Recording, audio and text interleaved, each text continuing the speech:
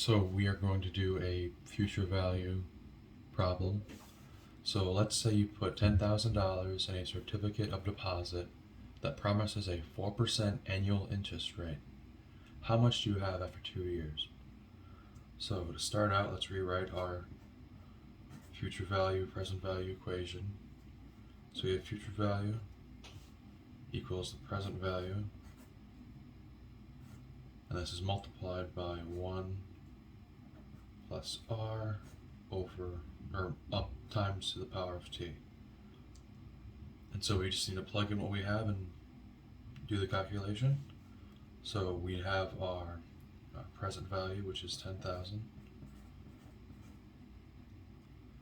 then we have the 4%. I can just do this all at once real quick. So 1 plus 0.04 is 1.04.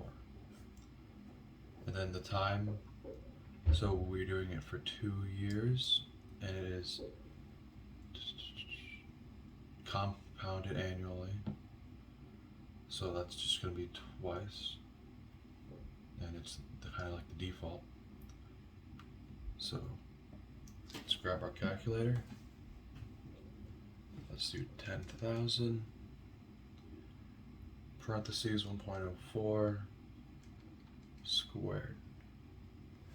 And boom, after 2 years, compounded annually, we will have 10,816.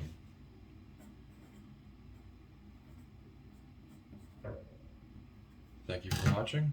Hope this helped you.